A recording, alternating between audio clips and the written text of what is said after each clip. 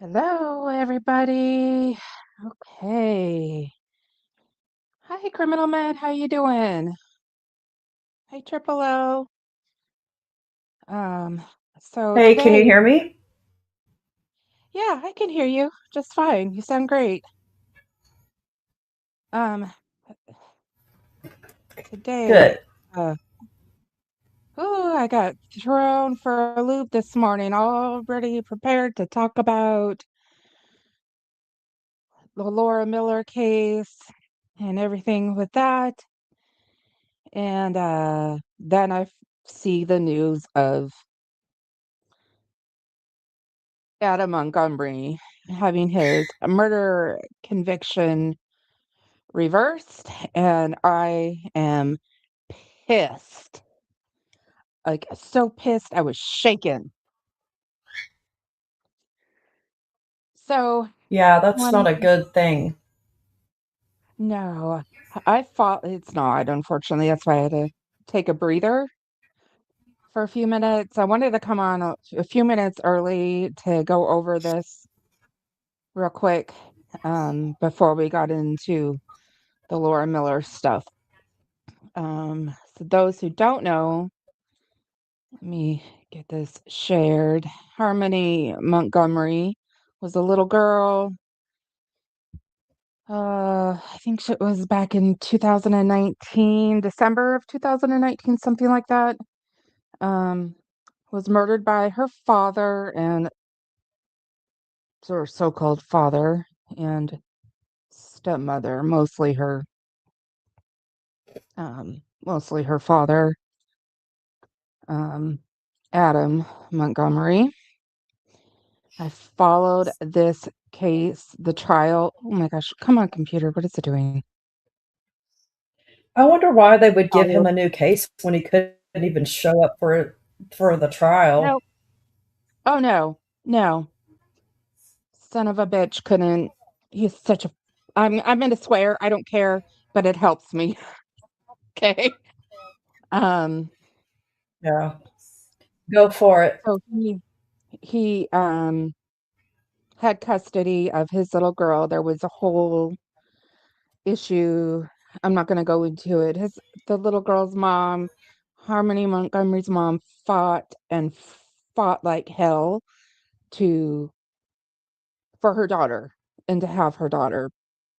Um, but I'm not. That's just a whole other live stream issue. I'm not going to go into with all the CPS and everything.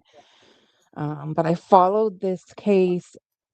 I followed I followed the trial very closely, and it's one of the reasons why I don't cover children's cases or don't like to, because it hurts and it hits really hard, and then shit like this happens. But Yeah, it's disgusting. I don't know why that's running right there, but whatever. I'm just gonna keep talking. Anyways, so they were homeless, they were living out of their car. He beat that little girl to death in December of that year. I think, like I said, I think it was 2019. I can't entirely remember. Did horrible, horrible things to her body. She has never been recovered. He is such an asshole. He won't say where she is.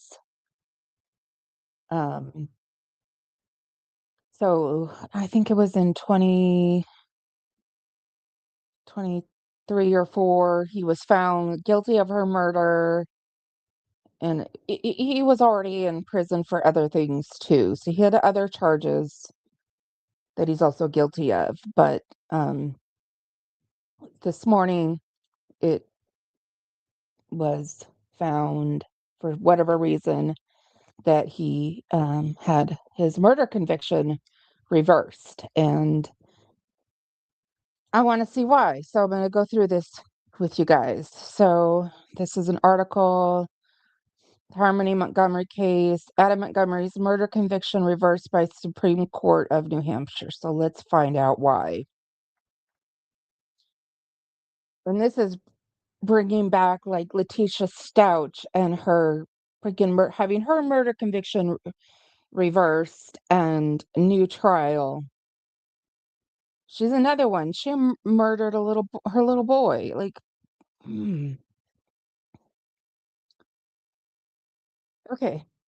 The father of Harmony Montgomery, the 5-year-old New Hampshire girl whose remains still have not been found because the asshole won't say where she is, had his murder conviction reversed by the Supreme Court of New Hampshire. A ruling issued Thursday shows that the court reversed Adam Montgomery's conviction for second-degree murder, but affirmed his convictions on other charges, including second-degree assault, falsifying physical evidence, witness tampering, and abuse of a corpse. He was found guilty in February of 2024 and was sentenced that May to a total of 56 years to life. He was already serving a 33 to 67-year sentence. Stop that. Okay. From a 2023 firearms conviction. The sentences were to be served consecutively. According to the ruling, the justices of the New Hampshire Supreme Court agreed that the trial court should have separated the second-degree assault from the murder charge. Montgomery also argued the court improperly admitted certain evidence about how Harmony's mother came to contact law enforcement, and the justices agreed that that was not intrinsic to the murder charge. Again, that mom fought like hell to find out where her daughter was. If it wasn't for that mom, he wouldn't have been brought to trial. The law enforcement didn't do shit until, and I'm pro law enforcement, don't get me wrong, but I mean, she was contacting anybody and everybody. I believe she even wrote like the governor or the mayor begging for help. We conclude that the misjoinder of offenses was not harmless as to the homicide charge. Accordingly, we reverse the defendant's conviction of second-degree murder, justices wrote. Harmony was last seen in 2019, but was not reported missing until more than 2 years later. See? Prosecutors said Adam Montgomery violently beat the girl to death in a car in which they were living, then hid and stuffed her body into various bags and locations. Before the sentencing in 2024, the prosecutor asked Adam Montgomery to disclose where the girl's body was in exchange for a minimum 35-year sentence for second-degree murder. To that question, Adam Montgomery showed no response, verbal or physical, and did not look up from the table in front of him. That's him. And by the way, he has a Pennywise the Clown tattoo on his neck. For those who don't know, Pennywise is the killer clown from the book It, who kills children. And that is what he has on his neck. Disgusting. Yeah, that is a Stephen King Mm-mm-mm. character. He's just a Aside, he's just white trash all around. fucking piece of shit. It got reversed because of a technicality.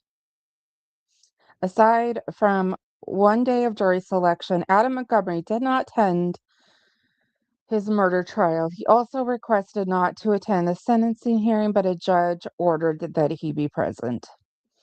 And by the way, I saw that and he like smiled and joked the entire fucking time.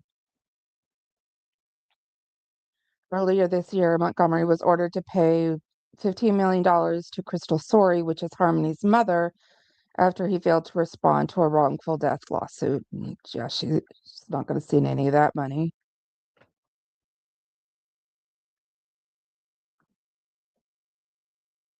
She also sued, I think, CPS and won, if I remember correctly. Let's see what this has to say here. We are interrupting programming to bring you breaking news right now. New Hampshire's Supreme Court has just overturned Adam Montgomery's conviction in the murder of his 5-year-old daughter, Harmony. We just obtained that decision into our newsroom, which says Montgomery's right to a fair trial was jeopardized. The High Court saying his second-degree murder charge and a second-degree assault charge for an earlier incident of abuse should not have been kept together in his trial. But the court is upholding that assault charge. Adam Montgomery was convicted of second-degree murder in 2024. His daughter, Harmony, hadn't been seen since 2019. And to this day, Harmony's body has never been found. This is a breaking news story. We will have much more coming up on News Center 5 at noon. And also, you can stay on top of things inside the WCBB mobile app. For now, we will return you to regular programming. Look how pretty. Such a pretty girl. She was only like, I think 4, maybe 5 at the time. She was adorable. Yep. And plus, that foster family would have taken her in a heartbeat, also. Oh yeah, there was that one foster mom that really didn't want to give her up. She Right. testified So many on the people would have, stand, I and mean, people would have taken her.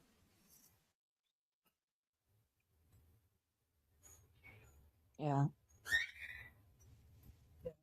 yeah, Kayla is a whole other issue. Um, Kayla was also involved in her, she was, I guess you could say, an accomplice to her Yep. murder, was a stepmom at the time. Um, but Kayla didn't, well, she didn't, I'm not trying to defend Kayla by any means. I'm just giving you a history. Like she didn't physically hurt Harmony that I recall, but she did nothing to protect Harmony. But Kayla took, um, she took a plea deal. She was very selfish. She took a plea deal in order to testify against Adam. So she's out. As soon as like he was convicted in that February of 2024, she was out of prison, I think, by within the next couple of months. Yeah. She's disgusting, too. Yeah. Karma's gonna come and get her in the ass, I'm telling you. Yeah. I just can't imagine she's being this model citizen. Yeah, and I don't even know. I think her mom had custody of their kids too, which tells me Kayla's Yeah. probably got the kids. Yep. All right. I thought I got that out of my system. I don't know what's going on Sorry. with these judges or who, why, or why they're doing this. I don't know. And Alex Murdaugh, again, another one, murdered Yeah. his son and his wife, and that gets overturned and he gets a new trial. I don't know if Adam's going to get a new trial or not. That didn't say, but It's disgusting. And it's just a waste of our money. yeah. Oh, okay. Woosah. Hmm. All right, so let me get my tabs here. How's the weather up there? Actually, pretty today. It was a little rainy this morning, but that's bright and sunny. All right, so It's going to let's just. be 98 today. Go ahead, though. Sorry.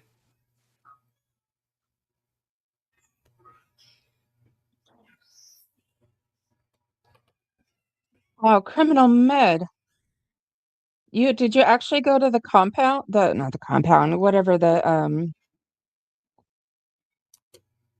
um like the The murder house, scene. the whatever, well, the scene, but the house that they lived at, like that, with all the dog kennels and stuff.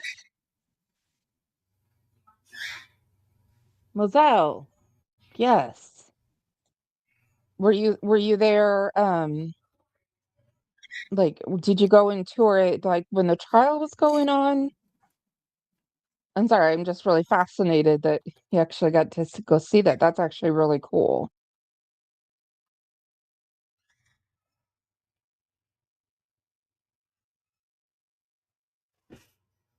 Yeah, no kidding. That is something to remember.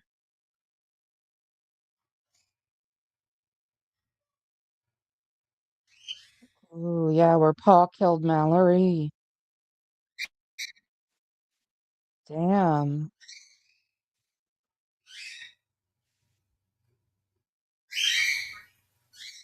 Oh, that is awesome.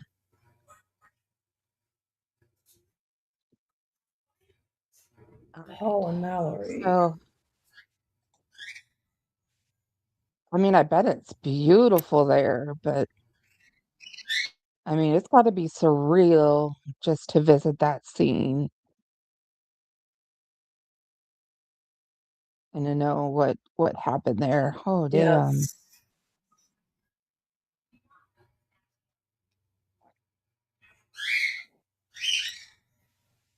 Okay, so, well, I guess speaking of scenes, I have um some articles to go over, switching now over to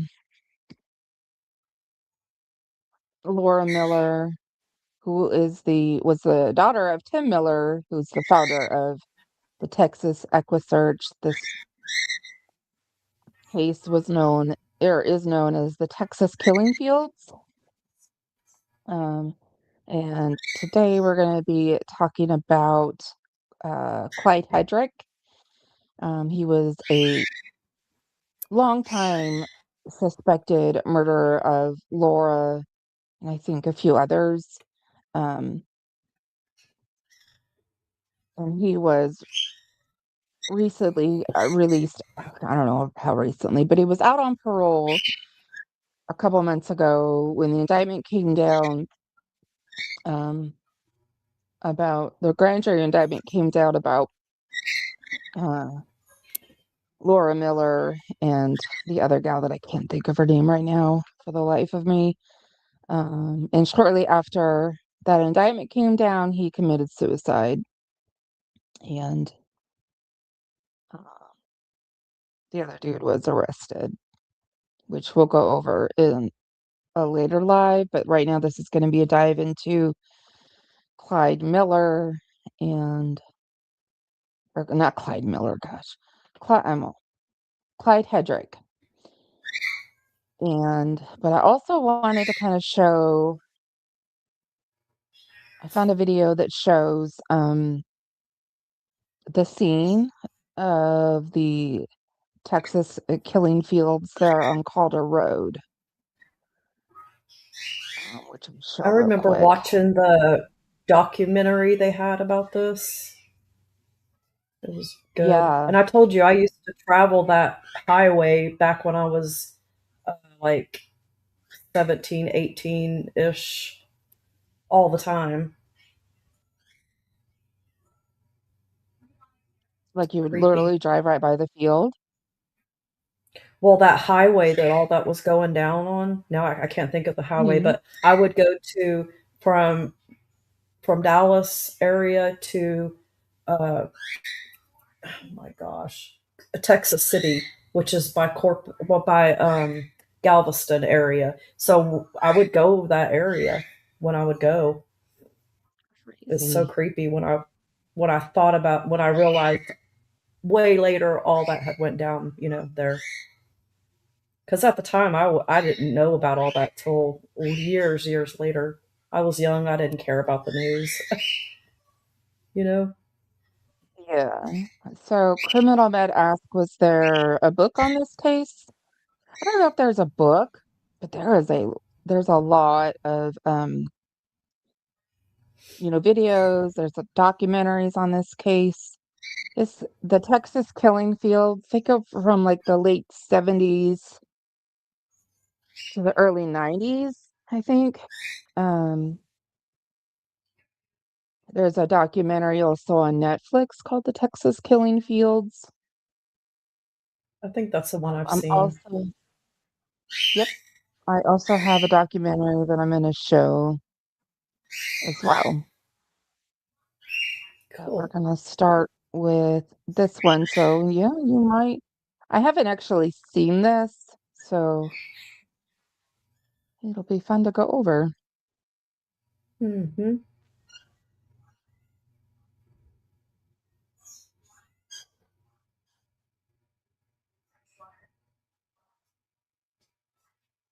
Let's get it ready here.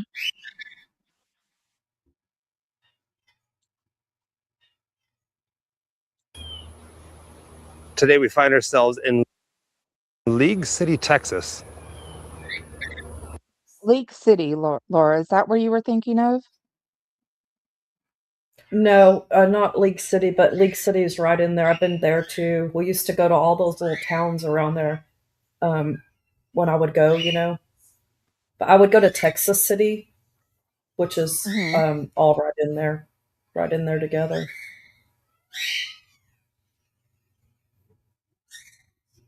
Just off of Calder Road.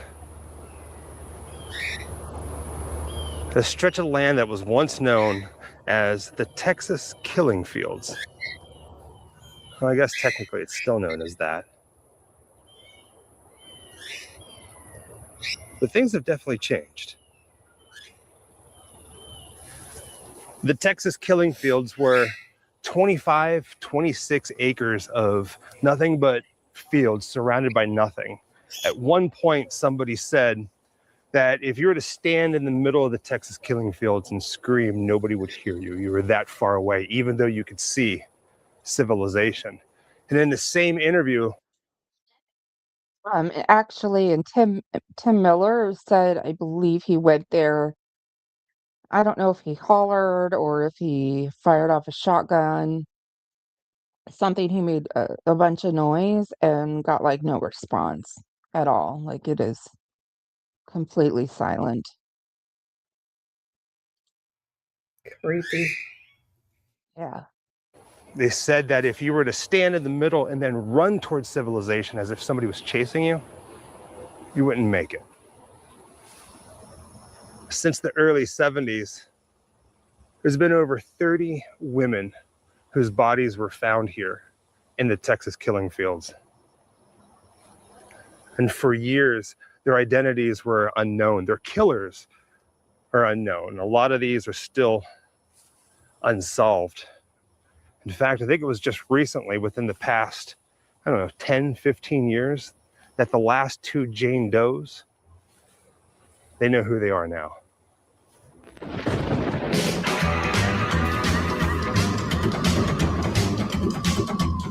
Wherever I come, bad luck just comes my way. Wherever I go, hard luck.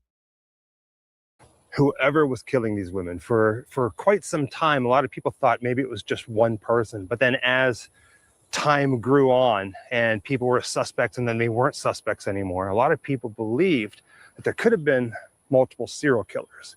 Now, at the time of recording this, it's 2022. So I believe that, and we might find out this a little bit more, that Clyde Hedrick probably worked alongside, gosh, What's his name? It's gonna bother me. Hang on.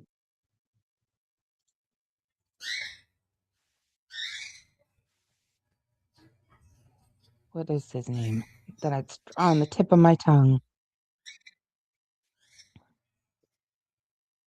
I can't think of their names. It's been so long since I've seen this stuff. It's James Dolph. James Dolph's. I have a feeling that they worked together. That's how I feel. It's your hunch. I don't know. That's just a hunch, but we'll see how as things progress.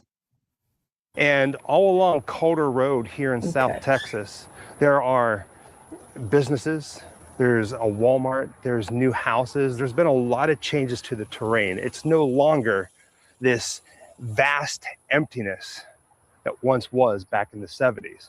Now behind me, this church, they bought a piece of land pretty much right in the center of the Texas killing fields. You can actually hold a map of what this place used to look like to what it looks like now with the church on it, and it eerily matches up. But I point out this church because when they bought this land, they actually put a monument to a few of the victims on the property. The monuments the church built sit at the very back of the property, situated safely and quietly away from Calder Road. It's a busy road today, not like it was back in the 70s. But right where Jessica is standing, she's looking at the cross marker for a girl by the name of Laura Lynn Miller. And like I said, there's been over 30 victims, 30 women who were found back here. And each one of them has a life. Each one of them has a story. But today, we're going to tell the story of Laura Lynn Miller. When Laura disappeared, there was not one article in the newspaper. There was not one thing on TV. Well, the police chalked it up as to She's run away. Run away. Run away. 100% run away. Run away. Yeah, Tim had to really, really push for advocacy for his daughter, like a lot. Hence why Texas EquiSearch was found. And then, of course, at 17 months later, her body's found 2.5 miles from our house. And there's where little Laura's body was found. I built this cross in 1986, a week before Christmas.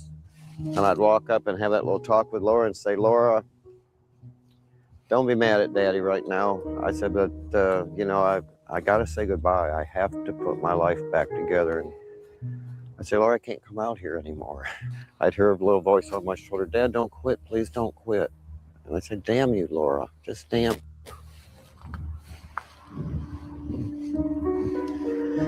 I guess now I know what she meant. I felt like, you know what? I'm the worst father in the damn world. I did not know what to do. I was basically paralyzed. How could I let this happen? Dads are supposed to protect their children. Did you think of suicide? Did I think of it? Let me tell you how God works. I was so... Also, FYI, he really did suspect Clyde Hedrick. He had even conversations with Clyde Hedrick. He was really convinced that this dude was involved in Laura's murder.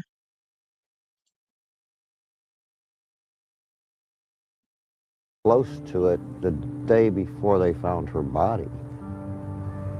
And I actually went to a hospital because God knew. God knew this, I know. That if I wouldn't have been in a safe place when her body was found, there would have been 2 funerals. Now, Laura Lynn Miller was a 16-year-old girl who just moved to League City, Texas with her family. They just moved into the house and they didn't even have the phone line set up. So she asked her mom and her dad if she can go down to the local convenience store to use the payphone to call her boyfriend. And from everything I read online, her mother is the one that took her down to the convenience store and then left. I mean, it was innocent enough. She was going to spend some time on the phone with her boyfriend and then walked back home. But sadly, she never made it. There's a little name plaque for her. Laura Lynn Miller, July 17th, 1968 to February 2nd, 1986. The picture's a little faded because of the Texas sun. It says, "You're gone, but not forgotten." The 3 benches that Jessica was standing next to whenever she was looking at Laura Lynn Miller's cross, I'm guessing the church put them here, but Laura Lynn Miller's dad did an interview where he was talking about an organization that he created that helps search for missing people. We're going to talk about that a little bit later on. He did an interview where there's a photo where he's actually sitting on these benches. And in the interview, he says that he would often come here and sit in the middle of the night with a loaded gun. At first, before I read further, I thought maybe he was contemplating, committing suicide. But no, he said that he was sitting here hoping and praying that whoever killed his daughter or anybody else would come back to this spot to dump the body, and he was going to take care of it himself.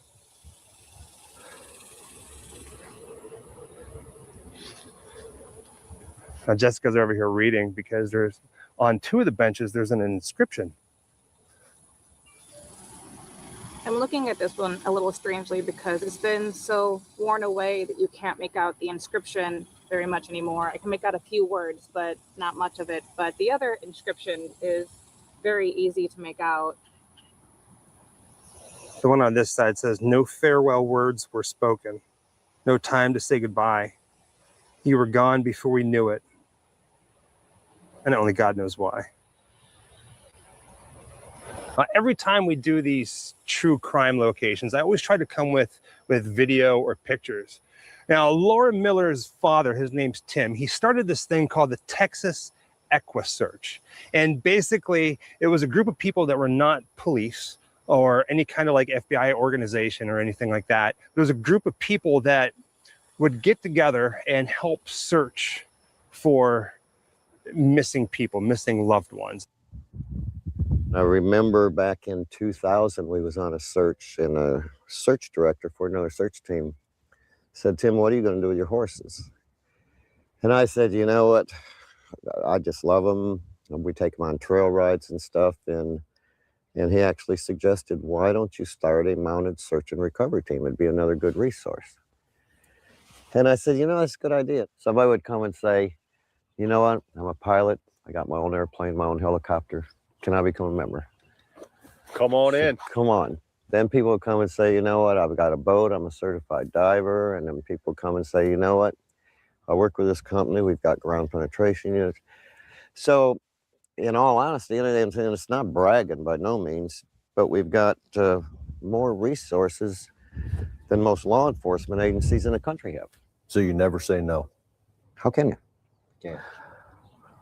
You sit in my office 24 hours and you answer the phone, and I will guarantee you, this is a guarantee, there's going to be somebody crying on the other end of that phone because they got a missing loved one.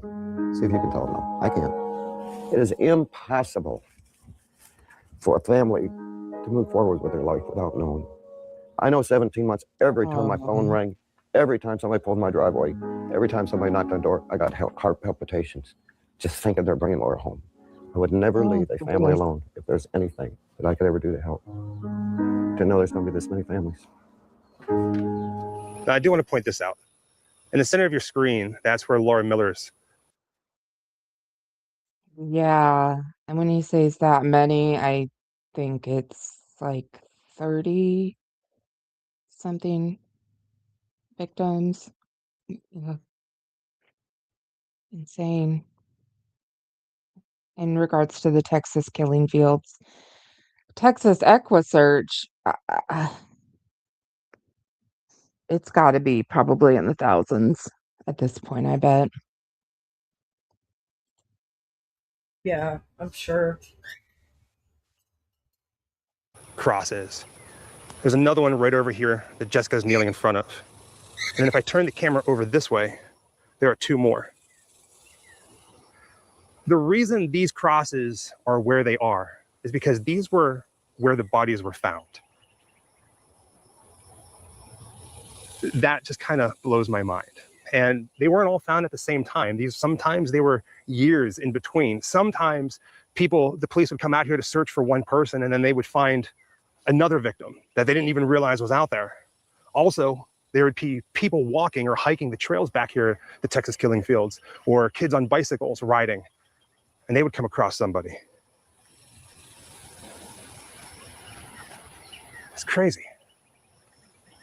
There were so many bodies that were found here in the killing fields and would go unidentified that there were several Jane Does already.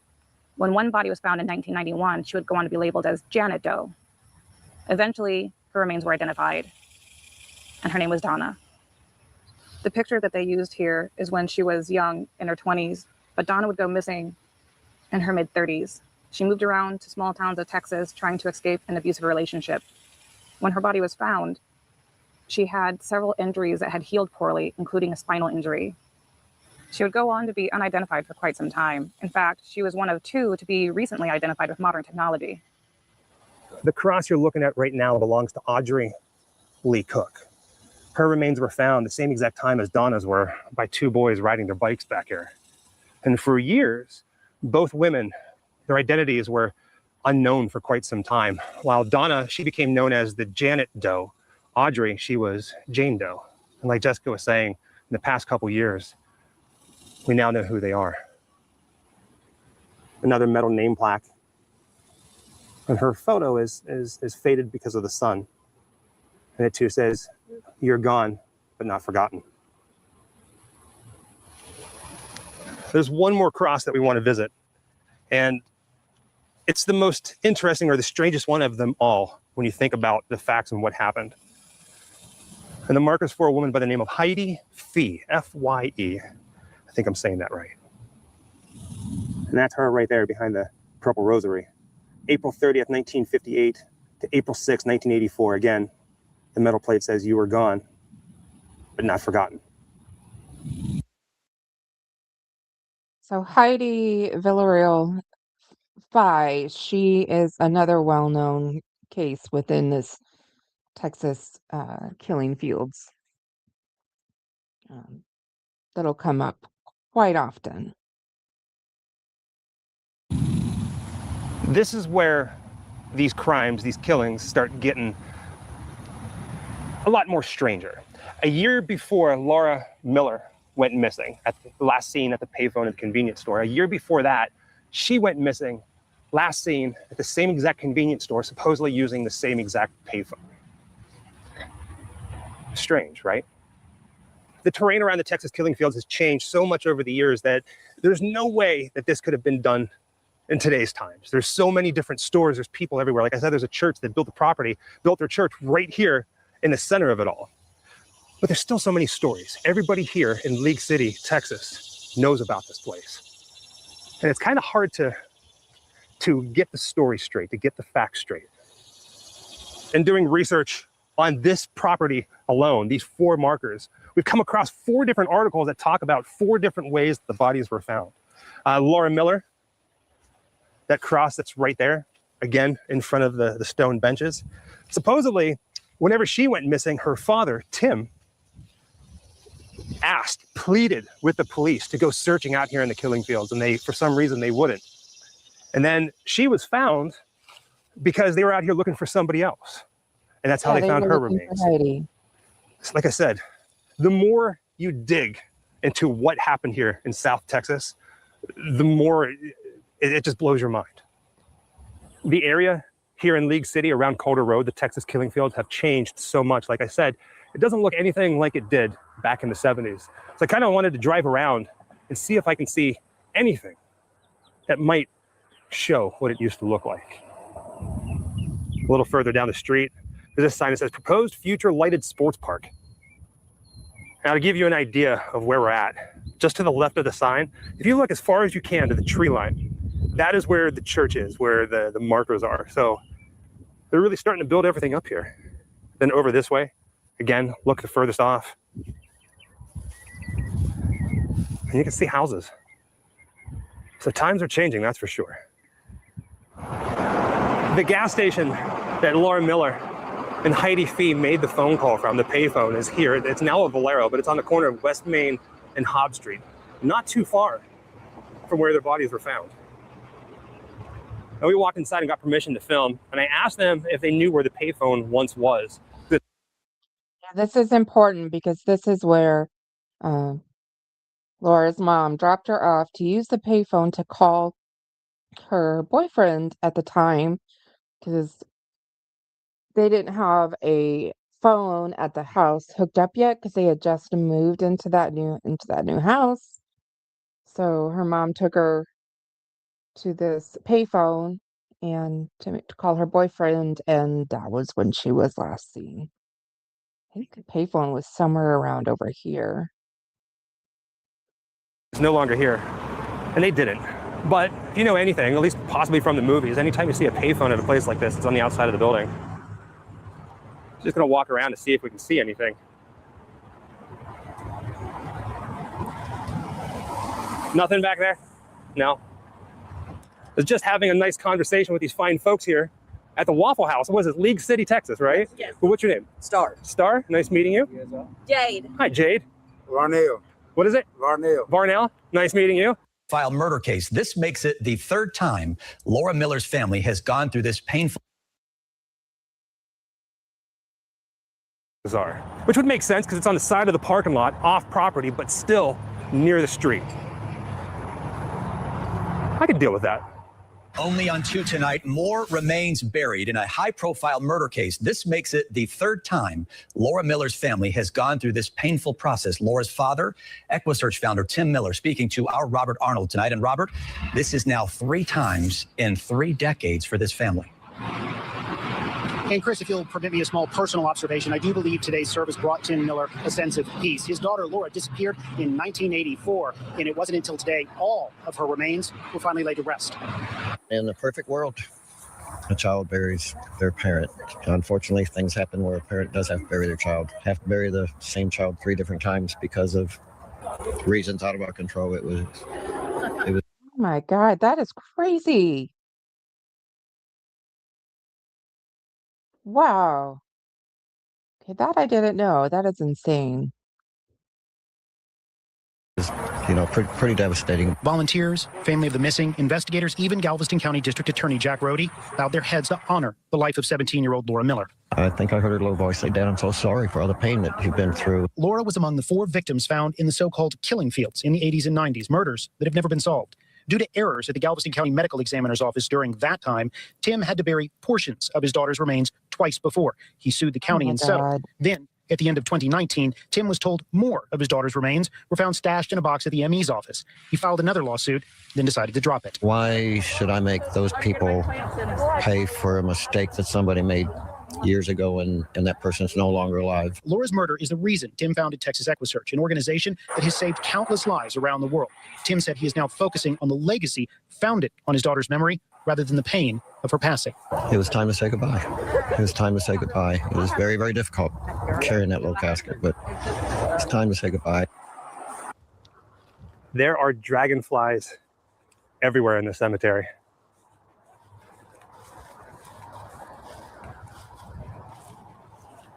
This is beautiful. Watch it doesn't take your head out. Oh, I think they have babies.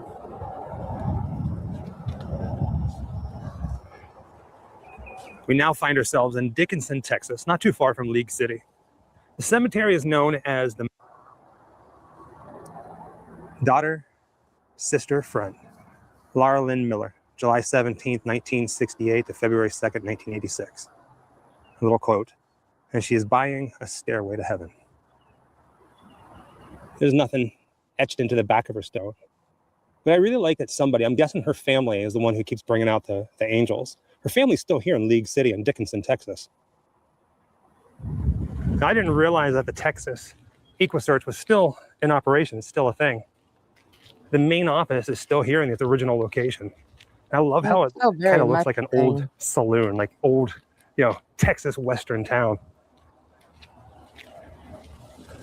Now we reached out, we called the Texas EquiSearch to ask if anybody was still here. Supposedly, Laura's father, Tim, still works here, and he still likes to talk about the case and what happened to try to, drum up interest, to keep interest going. They haven't gotten back to us yet. We're here for another day, so we might be able to sit down with her father and talk to him for a little bit. But look at this. Painted on the side of the wall. When we started this video off at the memorial behind the church, there were 3 benches, and one of them Jessica couldn't reach. She tried really hard, but was too worn away. This is what it says. If tears could build a stairway and memories a lane, I'd walk right up to heaven and bring it home again. While filming this segment, Texas EquiSearch returned our phone call, and we asked them if there was anybody here that we can talk to about Laura Miller. As it turns out, everybody's actually out working an active case, so there's nobody here. They did, however, established 2000, lost is not alone. Established 2000, Right, lost is not alone. Stop it right there. Let me get this, guys. This was on Grim Life Collective. I'm gonna get their link here. Give me just a second.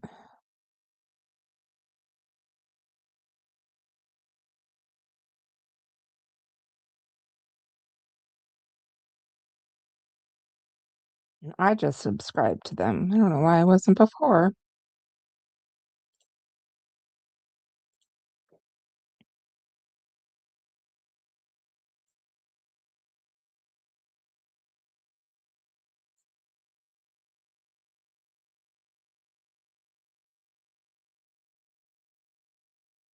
Okay.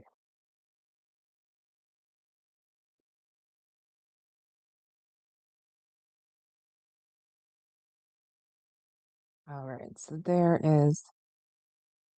there's their link in the chat for you.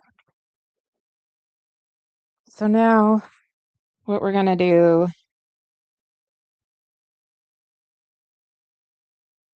what is this? So I'm gonna go through some articles on Clyde Hedrick, the one that they suspected was the killer of Laura and oh my gosh, I just had her name. I got so flustered this morning. Whew. Okay. Of Laura. So and I suspect that he is worked in conjunction with James Dolph, but of Laura Miller and Audrey Cook.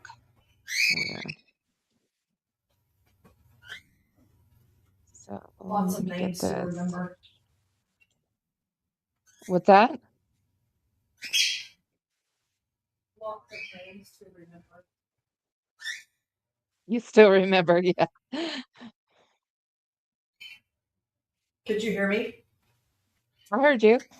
You said you still remember. Okay, sorry.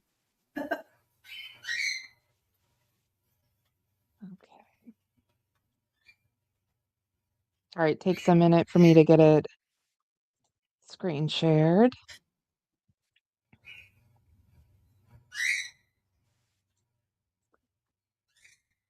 So Texas killing fields, a suspect dies in Houston, but mystery still hangs over Calder Road. And this was from March 23rd of 2026. Clyde Hedrick, a man long tied by investigators to the notorious Calder Road stretch known as the Texas killing fields, died at a Houston hospital on March 21st. He was 72. For more than 4 decades, Hedrick had been considered a prime suspect in the unsolved deaths of women whose remains were discovered in a Leak City field between the mid-1980s and 1991. Authorities say his death does not close the book on those cases because, well, actually, as we know, James Dolph was arrested, indicted and arrested.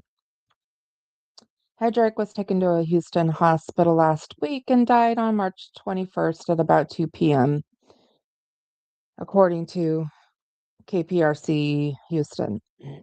So Hitchcock Police Detective Corey Williams told the station he visited Hedrick the day before and that while Hedrick could not speak, he indicated he was not involved in the killings. Tim Miller, father of victim Laura Miller and founder of Texas EquiSearch, said he will keep pressing for answers at the Calder Road Memorial where the families gather.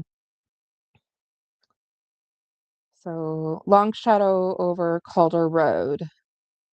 The low, brushy oil field off Calder Road in League City became infamous after investigators found the bodies of 4 women there between 1984 and 1991. The site has drawn investigators and families back again and again as DNA and genetic genealogy work identified 2 long unknown victims in 2019 and reopen investigative leads.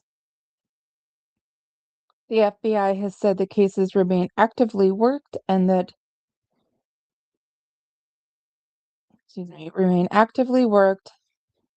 that the passage of time has complicated efforts to locate witnesses and corroborating evidence, according to the FBI.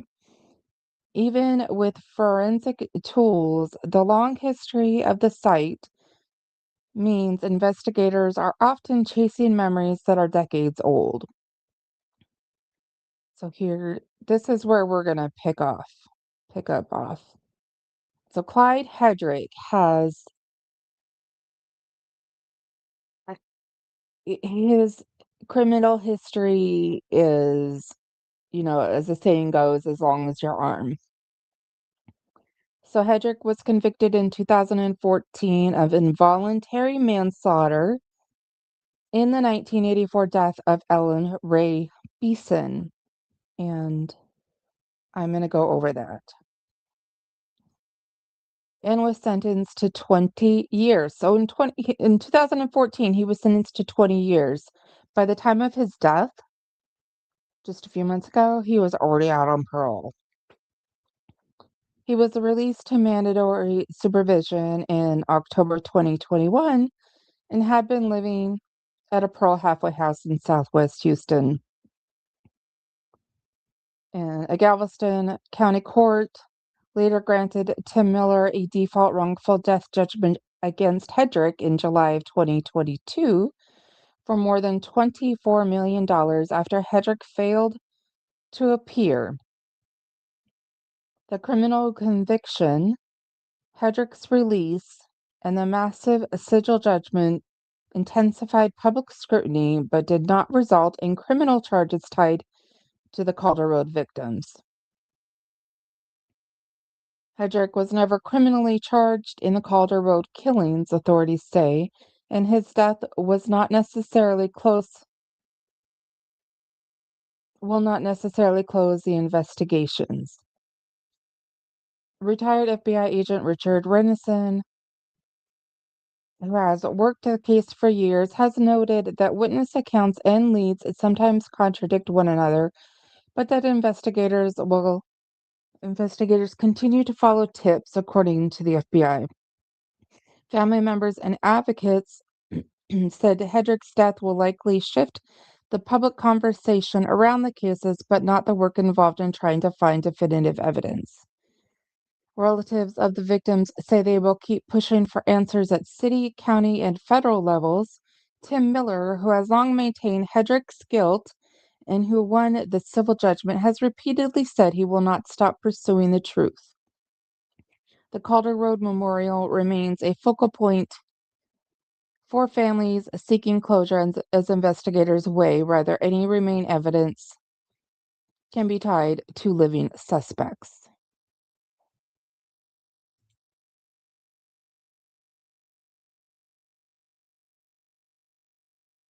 And then I have another article. Let me see here if I want to go over this or not.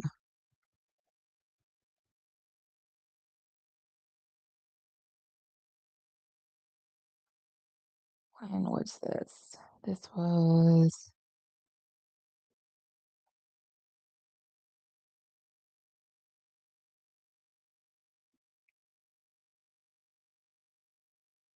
All right, so this is who is Clyde Hedrick.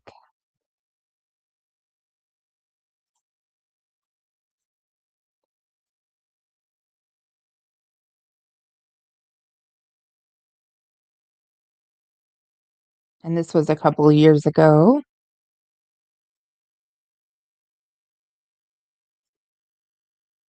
So who was Clyde Hedrick? Clyde Hedrick was at the time 68th. Again, this was 4 years ago. As heard in the Texas Killing Fields on Netflix, despite Hedrick's charming persona, and he did come off charming, kind of, he had quite the criminal rap sheet, including offenses against minors, strangers, former partners, and state.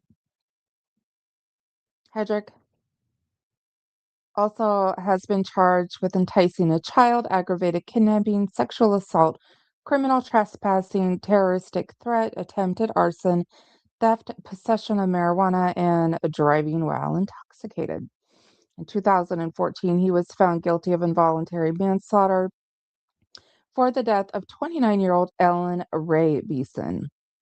Beeson's body was found in July of 1984 on a dirt road in Galveston County, Texas. Her cause of death was initially ruled as undetermined. And as heard in Texas Killing Fields, Hedrick was the last person to be seen with Beeson. And I believe if I remember correctly, something about they were swimming, and she drowned or something. I can't entirely remember. He was questioned by police and said that the two of them had gone swimming in a pond near the side of the road.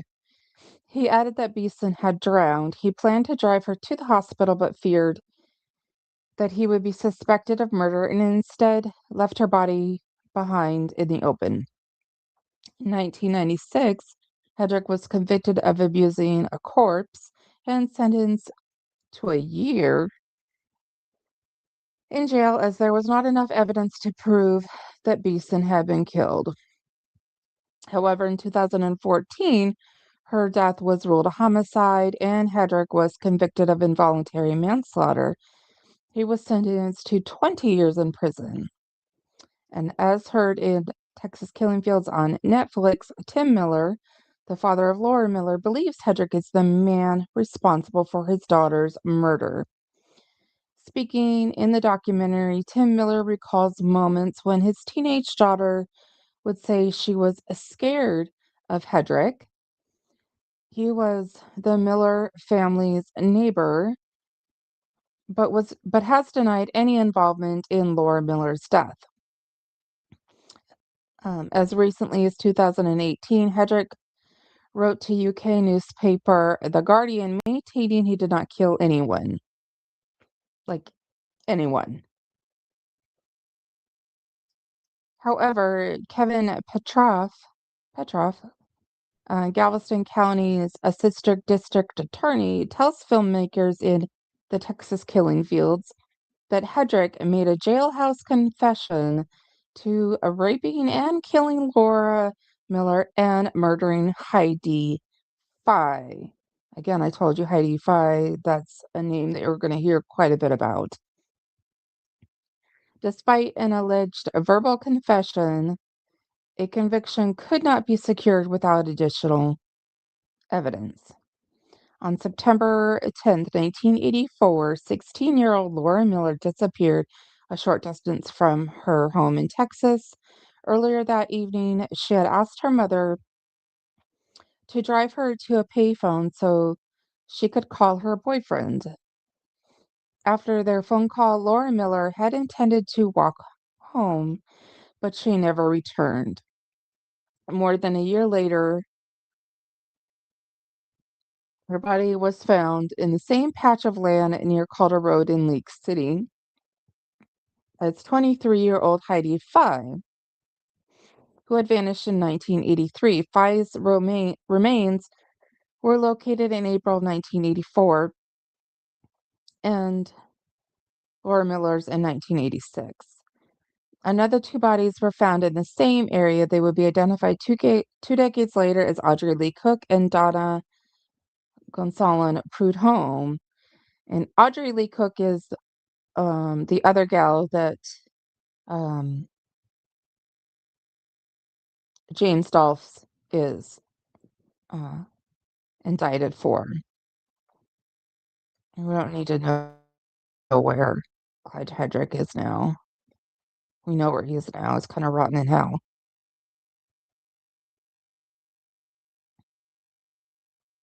So this is Tim Miller saying about Clyde.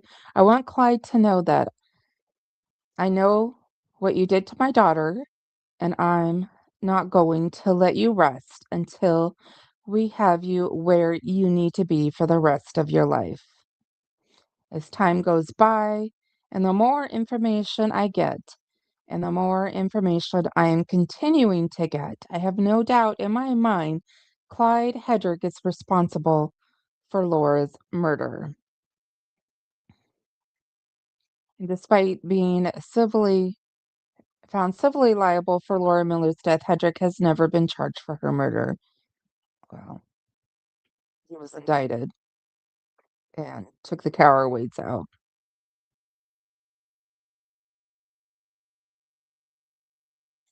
right, so that's that.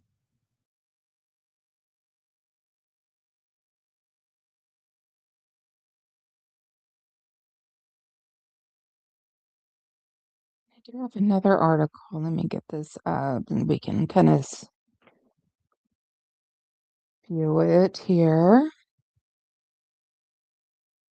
Hey Fly, how you doing? It's gorgeous here. I'm sure it's gorgeous. I'm sure it's like absolutely stunning, probably where you're at. I know you're on the islands and or over by the islands, and it is so pretty over there. Hey, Irish. Hey. Irish, you're cleaning and listening. Hey, Irish, did you hear about Adam Montgomery at all? Like, did you hear that his murder conviction was reversed this morning? Remember, Adam Montgomery was the father of Harmony Montgomery? Yeah, the Supreme Court this morning, the Supreme Court reversed his murder conviction, the sons of bitches, on a technicality. Oh, so irate. Oh, so irate this morning reading that. Yeah, I posted a link to the article on my page. You can read. It is so stupid. I mean, the guy's gonna be in jail for like I mean, or not jail, but he's gonna be in prison for decades longer. But um, they reversed it. I have no idea if he's gonna get a retrial or what. I mean, like, who fucking cares? It's just gonna be a waste of taxpayer money, anyways. And it's not like he's gonna show up to the trial anyways. He didn't show up to the last one.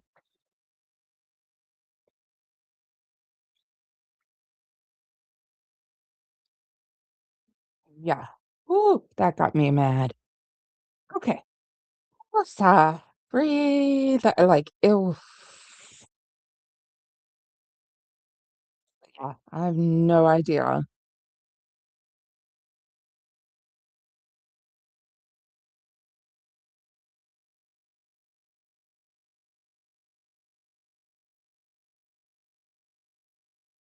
Um, Fly, I think you're on.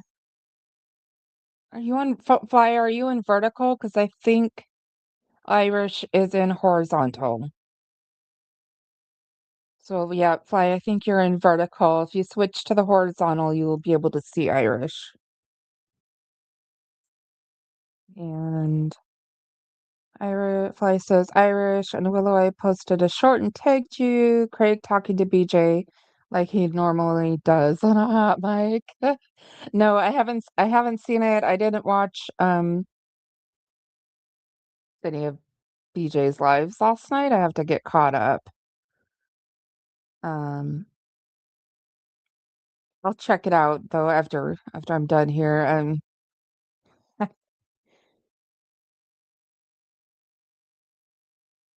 Was he, just out of curiosity, was he like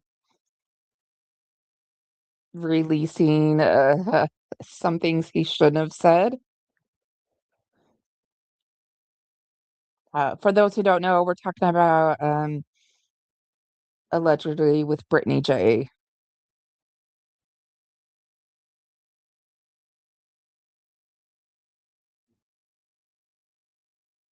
All right, so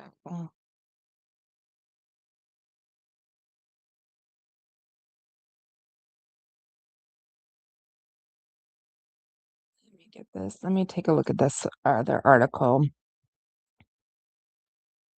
real quick. So bear with me. I don't know if I want to go over this one or not.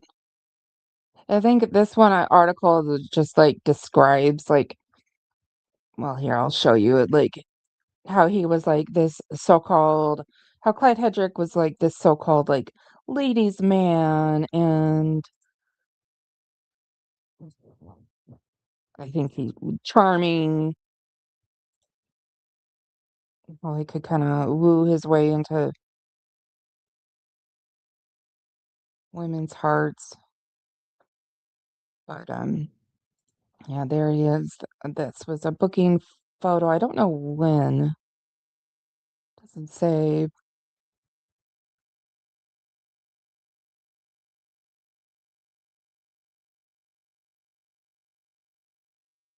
Yeah, it describes him as a good-looking man back in the day. Could dance really well, which is just one of the reasons he considered himself a ladies' man. Well, he was a killer, abuser of abuser of all the types, by the way, children included.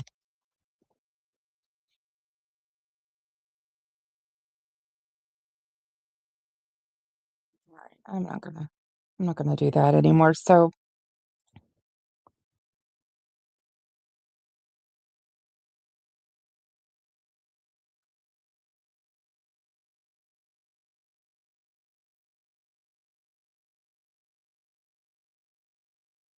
um, so kind of, I did a FOIA request asking for, a bunch of information on Clyde Hedrick, and they directed me to,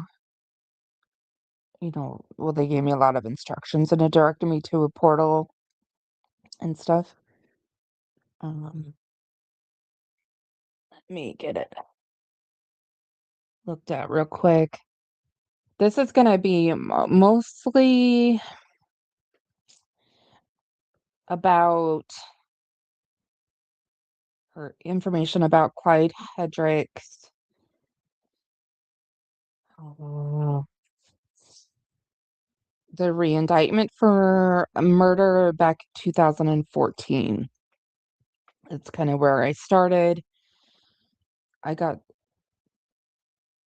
went through a bunch of paperwork and then all the way into the indictment before I was like, oh my God, I'm like overbraid. My brain's shot at this point. So, and I don't want to keep dragging this live on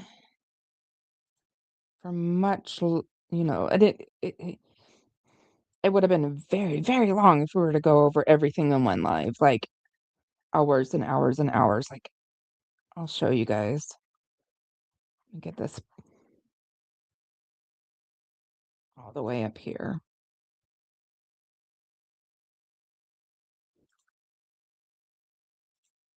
I'll tell you, this guy has a rap sheet like crazy.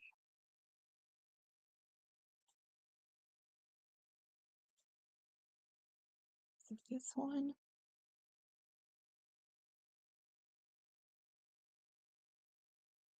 Okay.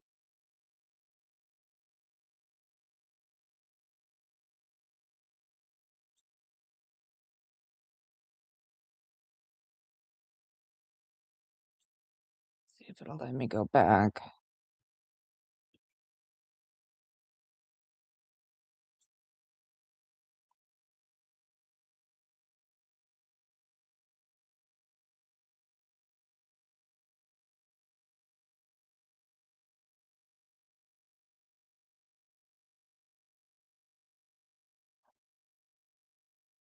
Okay, come on. Okay, here we go.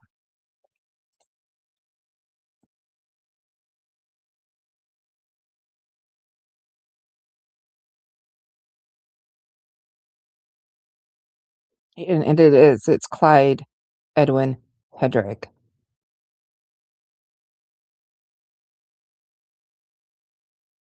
Disposed. Because he's no longer on this earth when it says that. So status disposed or whatever the outcome was of that case. Like he's no longer with us, anyways.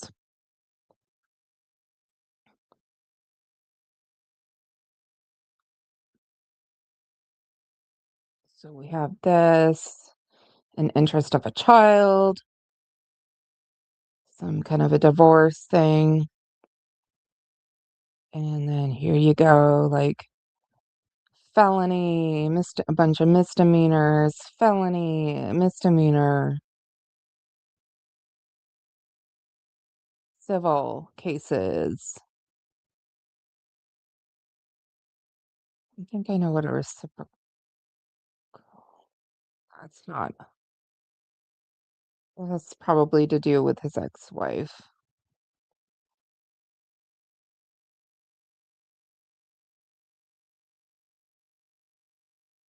and divorce. So, like, it's insane. And then when you open all those up and you look, like, and then you could bring up like thousands of documents, I swear. So the first one I went to was the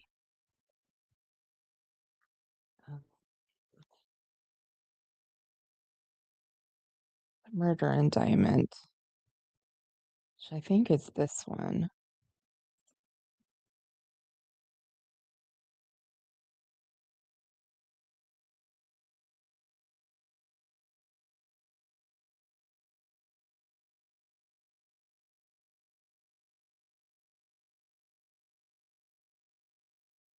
Yeah, the involuntary manslaughter.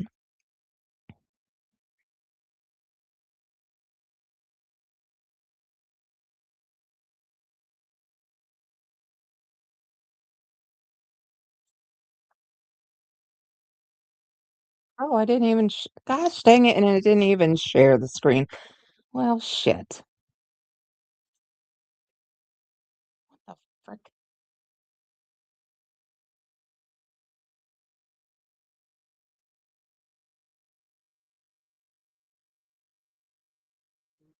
Sorry about that. All right, so yeah, I'll just back out and I'll show you guys. So you go to the Tyler Odyssey portal, do the search, and it'll pulls up Clyde Hedrick, and there is, all of the things that he has been involved with. Like I said, the first one I'm going to start with is it's actually the re-indictment of Clyde Edwin Hedrick back in 2014.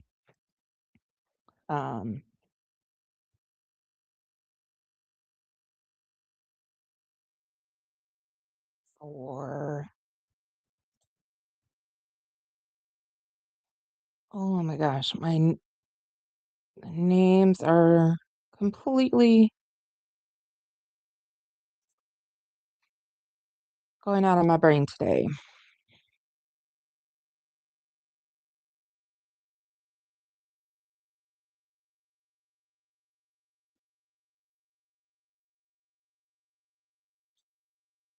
because it doesn't show.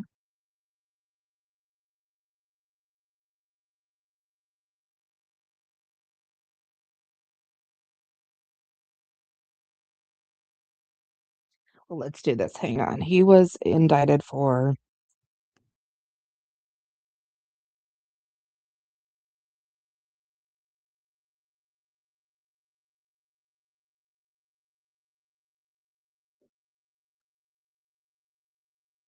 I am just going to Google it because it's going to bother me.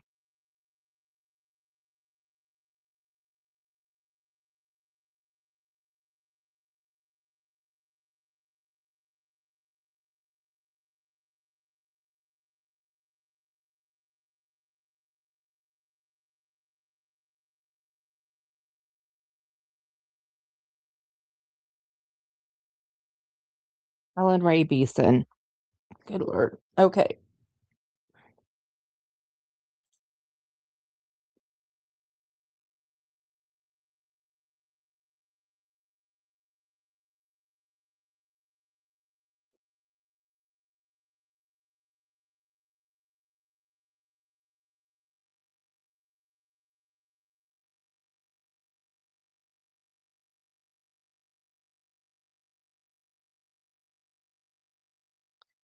Yeah, she says Tim Miller always breaks my heart. Hope is with Laura now. Um, Tim Miller's still on this earth, still with us, but hopefully he can find a little more peace now. But so case information, we have Clyde Hedrick, and this is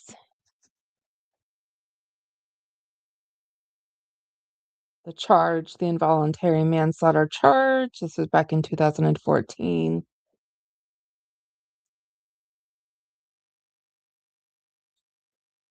I'm gonna have to share the screen every time, but I might do that because I have multiple tabs here.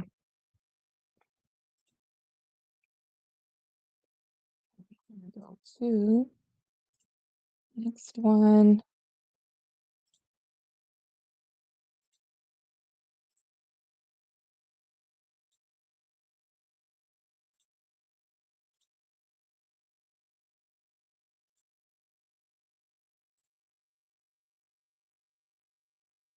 Okay, so you have the DA. Remember the reindictment where the court, no co-defendant, and the judge signature. And this is the reindictment in the name and by authority of the state of Texas. The grand jurors for the county of Galveston state aforesaid duly organized as such at the July term 2013 upon their oaths in said court present the Clyde Edwin Hedrick on or about 11th day of July 1984 and anterior to the presentment of this indictment in the county of Galveston and state of Texas did then and there intentionally or knowingly cause the death of an individual, namely Ellen Ray Beeson, by striking her with an unknown object. The grand jurors for the county of Galveston state aforesaid duly organized as such at the July term 2013 upon their oaths in said court present that Clyde Edwin Hedrick on or about the 11th day of July 1884 and anterior to the presentment of this indictment in the county of Galveston and state of Texas did then and therefore with intent to cause serious bodily injury to an individual, namely Ellen Ray Beeson, commit an act clearly dangerous to human life that caused the death of said Ellen Ray Beeson by striking her with an unknown object. The grand jurors for the county of Galveston state aforesaid duly organized as such at the July term 2013 upon their oaths said in said court present that Clyde Edwin Hedrick on or about the 11th day of July 11th, 1984, and anterior to the presentment of this indictment in the county of Galveston and state of Texas, did then and there intentionally or knowingly cause the death of an individual, namely Ellen Ray Beeson, by causing her head to strike a hard object. And then the last paragraph, the grand jurors for the county of Galveston state aforesaid duly organized as such July term 2013 upon their oaths in said court present that Clyde Edwin Hedrick on or about July 11th, 1984, and anterior to the presentment of this indictment in the county of Galveston and state of Texas, did then and there, with intent to cause serious bodily injury to an individual, namely Ellen Ray Beeson, commit an act clearly dangerous to human life and that caused the death of said Ellen Ray Beeson by causing her head to strike a hard object. Oh my. It just keeps going on.